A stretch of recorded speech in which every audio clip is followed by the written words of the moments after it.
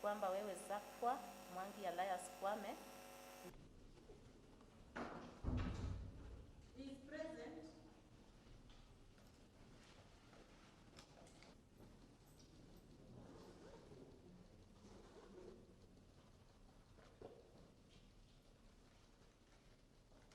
Kutoka korokoroni hadi tarehe 15 mwezi wa 10 ndio utaletwa hapa, ndio mahakama itaweza kutoa uamuzi kama kuna tapewa dhamana au la. Na pia wakati huo pia nimeagiza kuwa wakili wako amepewa stakabadhi zote za kesi. Na nyinyi mtafika makarani. Na tena youth nimewashukuru sana, hata wewe anakuumisha usikuje kupata haki yako.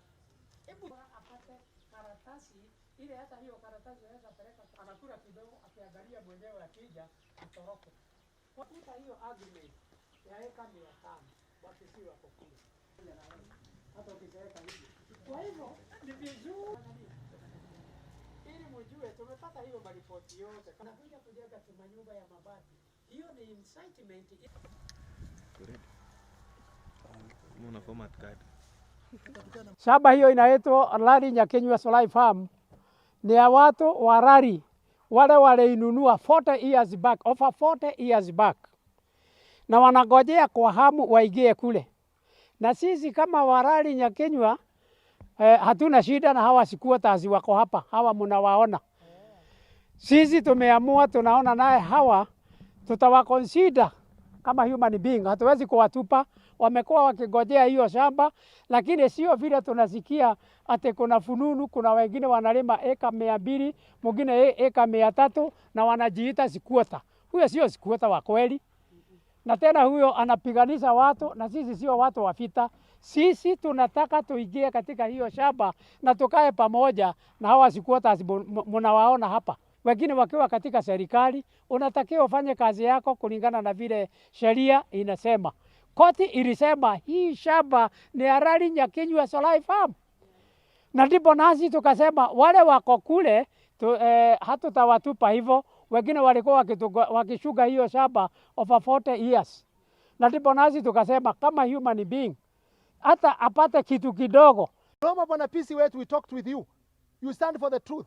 Hii kazi iwachiwe DC ya Gilgil afanye kazi yake.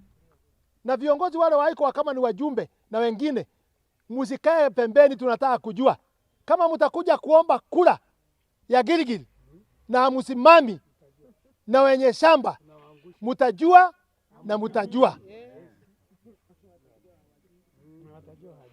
Mutajua hamjui. A good leader ni yule anapeana direction ya vile mambo iko. Chairman yako hapa. Shamba alinunua sio ya settlement, ni ya kununua. Wamekubali kupea quotas wale wako.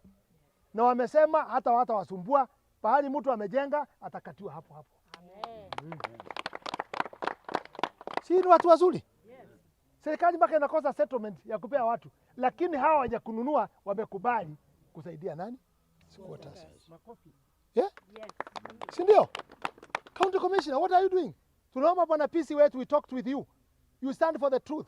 Hii kazi iwachiwe DC ya Gilgil afanye kazi yake. Na viongozi wale waiko kama ni wajumbe na wengine, musikae pembeni, tunataka kujua. Na nyinyi mtafika makarani. Na tena youth nimewashukuru sana kwa ile vita mnapiga. Hata wewe anakuumisha usikuje kupata haki yako. Hebu tufuate kisheria kwa apate karatasi ile, hata hiyo karatasi anaweza peleka kwa bank, hata apatie, anakula kidogo akiangalia mwenyewe akija atoroke. Kwa nini wewe usiwe na kitu? Kuta hiyo argument ya eka 500 wakisiwa kwa kule. Hawa mtatuachia kwa hata ukisema hivi. Kwa hivyo ni vizuri ujue hiyo Na sisi nasi tumesema, ndipo naona hivyo naongea. Hawa hivi. Ungependa sasa wewe uwe kufukuzwa nje pamoja na radi ya pili. Na yule anakuja kujenga huko nani? Ili mjue tumepata hiyo maripoti yote kama yule dada vile aliongea vizuri. Wanakuja kujenga. Wanakuja kujenga manyumba ya mabati. Hiyo ni incitement ile wameambiwa.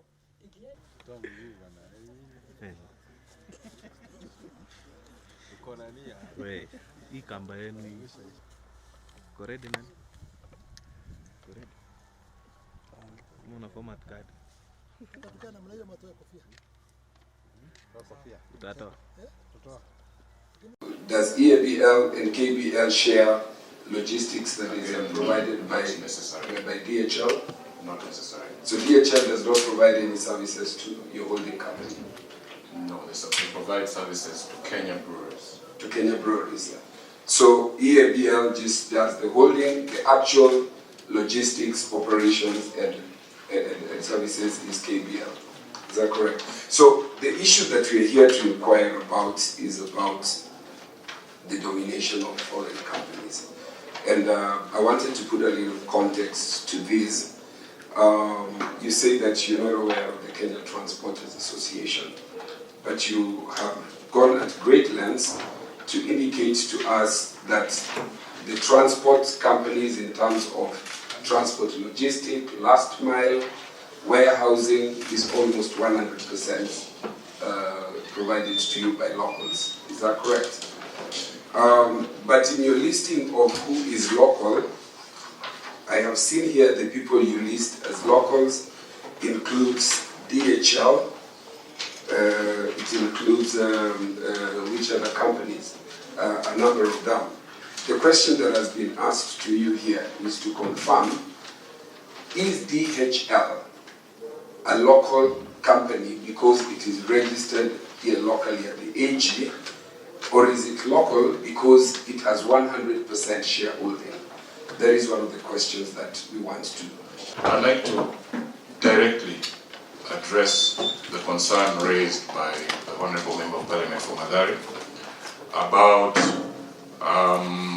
some consideration by DHL, or an allegation of consideration by DHL towards the end goal of achieving 75% of our logistics business. It is unfortunate that such an allegation can even make its way to a forum like this, but I would like to just clarify that it is totally false, and that can go on record, Mr. Chairman. Eric. Where is the center? Is there a center where a control comes, or are they independent in their operation? Mr. Chairman, the headquarters of Kenya Breweries is in Ruaraka, Thika Road. Where the headquarters of DHL is, I don't know. But the headquarters for Kenya Breweries is in Ruaraka on Thika Road in Nairobi. I'm looking at your response here, and this reminds me of an inquiry that also Parliament is doing about a certain company, foreign company acquiring control over airports.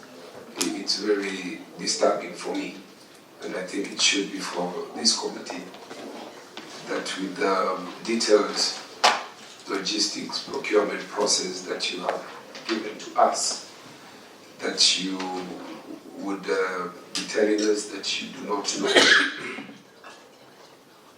where a company whom you have given very large control of your logistics, you don't know where they are domiciled. I think that's very strange, Chair. It's very strange because the subject of inquiry here is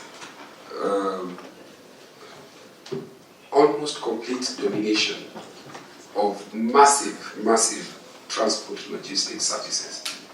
And you're saying that you're giving it to a company called James Gakuya, and you don't care to know where James Gakuya's domicile or abode is. The CR is a mandatory, which gives the outright directors of the company.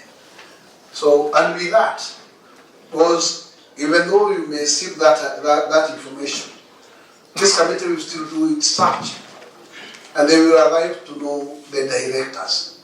So if you know them, mention them, just to shorten this process. And this has been prosecuted in two aspects. DHL is being presented as local. Local in our view here means local, indigenous, Maasai, Kikuyu. These are indigenous companies registered by Kenyans, owned, run by Kenyans. If you run through it, you will find ownership by Ojiku, Oluoch, Nani. So DHL is quote unquote being presented as a local company.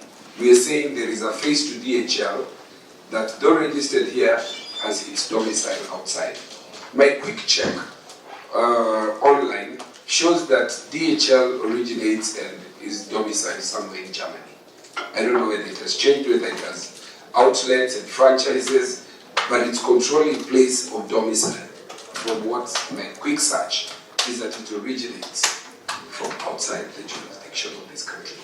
So if you're telling me it is Kasarani, you will tell me, is it the subsidiary registered as Attorney General's? Is it totally divorced from the one that we know that is registered outside? Whatever the veil that has been put at the Attorney Generals that so and so are the local owners, we want to lift that veil and know who is DHL. Who is DHL other than the ones registered here? Where are they domiciled? Who are the persons, their names, the shareholdings?